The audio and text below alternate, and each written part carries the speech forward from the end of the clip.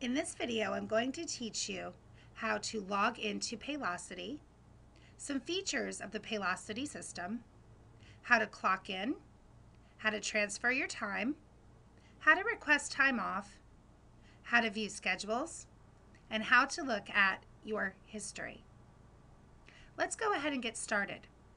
If you're accessing Paylocity from a private computer, you're going to have to enter in www.paylocity.com, Paylocity.com, and it will bring you to a page that looks like this.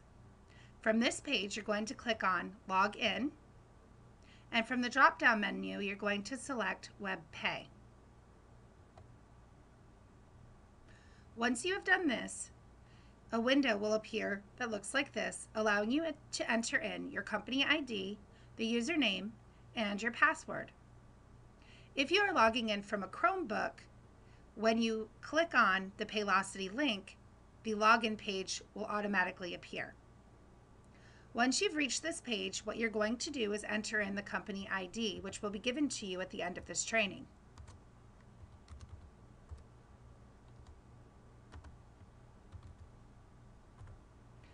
You are then going to enter in your username, which will also be given to you at the end of this training. And for this example, I'm going to use Joe Trainer. Once you enter in your username, what I would like you to do is click off to the side somewhere, not on this Paylocity box, but off to the side. Just click your mouse. What this is going to do is it's going to make a unique picture and phrase that you've chosen appear. If you do not see this unique picture or this unique phrase, it means you have not entered in the correct username. Don't worry, this is a common mistake. Oftentimes people forget their username, which is why we recommend that you use the same username and password for Paylocity as you do for TheraP or any other information you need at SSVA. It just makes it easier to remember. Let me go ahead and show you what I mean. If I forget my password and I enter in the wrong one, when I click to the left-hand side, no picture and no personalized message will appear. What that means again is that I just haven't entered in the correct username. If that's the case, what you're going to do is you're going to send an email or an SCOM to the Human Resources Department, letting them know you forgot your username for Paylocity and you would like them to send it to you.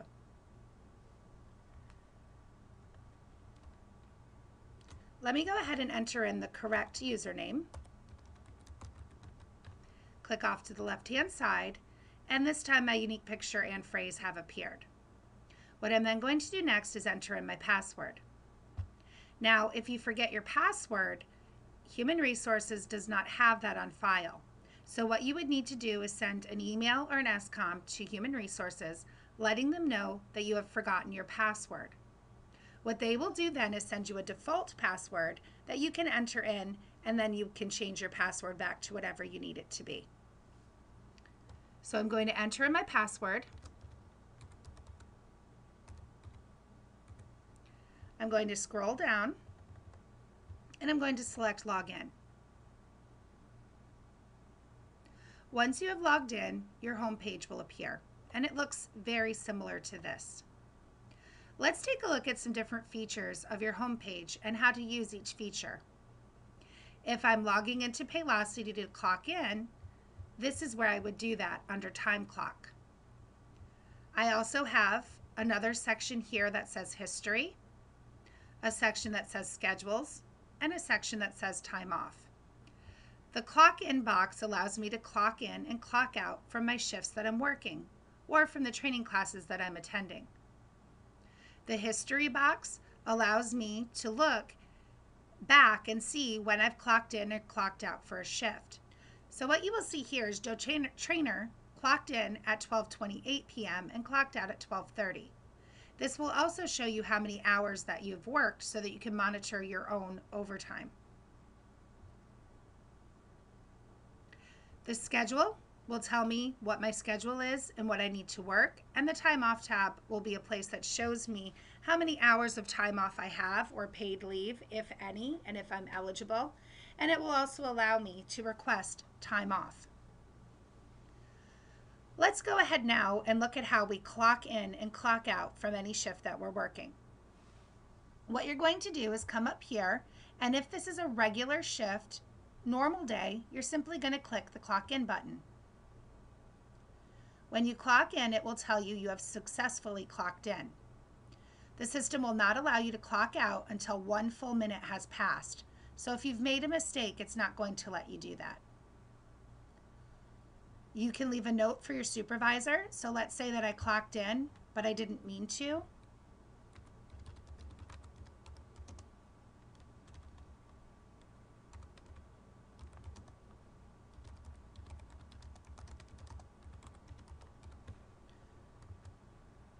And spell check is wonderful. So accidentally clocked in too early. I would then wait a full minute, and then it'll allow me to clock back out. And what that'll do is it'll show your supervisor that you made a mistake.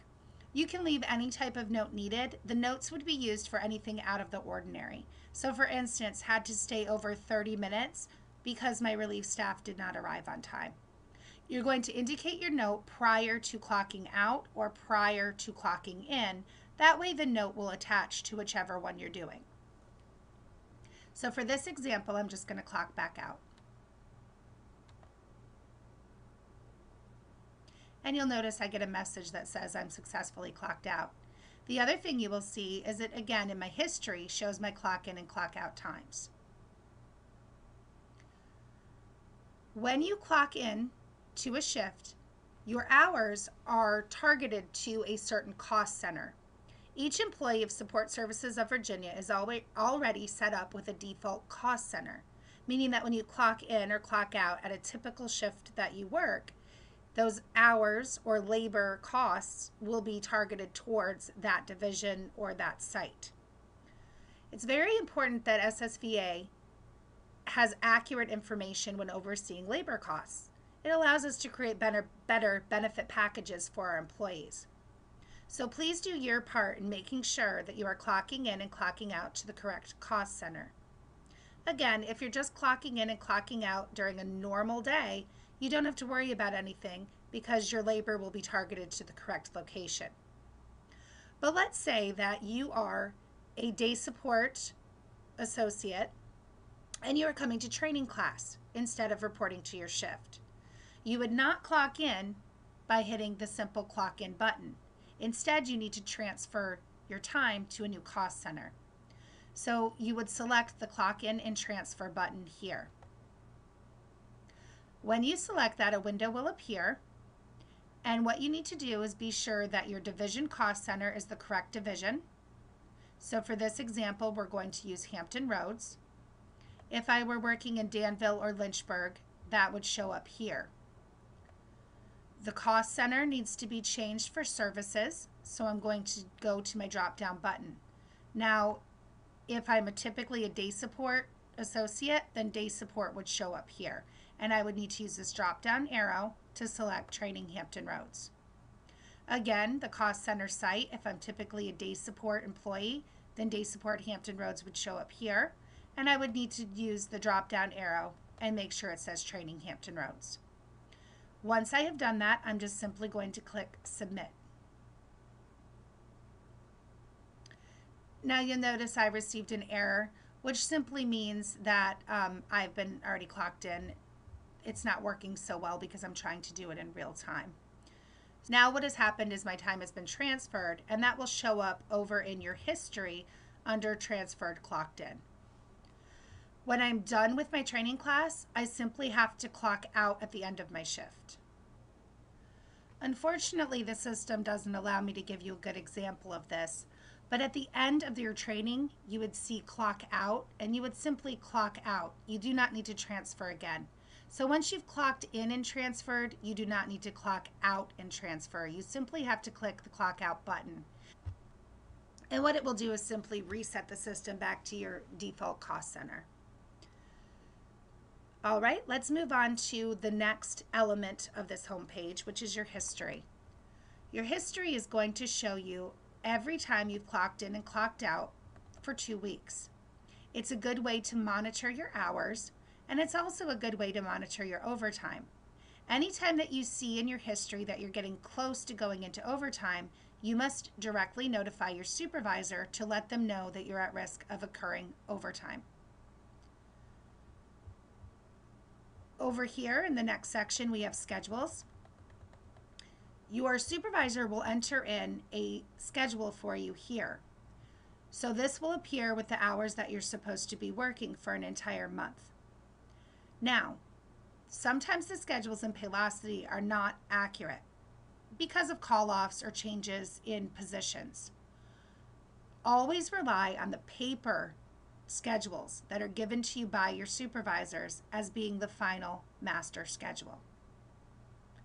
The other thing that you have here is a place to request time off. If you're an employee who's working at a full-time status and you are eligible for benefits, you will occur paid time off. If you are not, you will not occur paid time off. What this will do is it will tell you how to request a time off or a day off from your supervisor. You can check your status, which will tell when you've taken time off before, the type of leave you've taken, how many hours, and whether it was accepted or not. And it will give you balances, which will tell you how much paid leave you have on the books. To make a request, you're going to simply click Request. From the drop-down menu, you're going to select the type of time off. All leave is lumped into personal time off. So that's typically the one that you're going to select if you are an employee who is eligible for benefits. If you are not an employee who's eligible for benefits, but you need to take a day off, you still have to put in a time off request. You would still click the Request button, but on this drop-down menu where it says Type, you're going to select Unpaid Time Off. You would then either select if it's a single day or multiple days. You would indicate here using a calendar your start date. So I'm going to take tomorrow off for Joe Trainer. And because it's a single day, it doesn't allow me to enter in an ending date. The starting time, my typical hours are 8 a.m. to 4 p.m. So I would enter that here. I would make a note.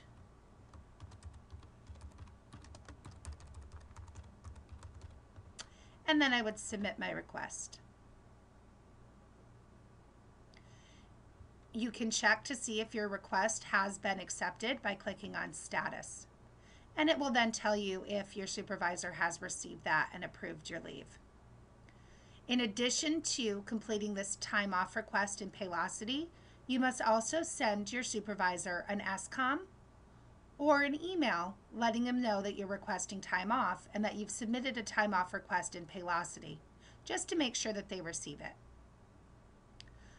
Okay, there you have it, the features of your home page on Paylocity. Go ahead and proceed to the next video.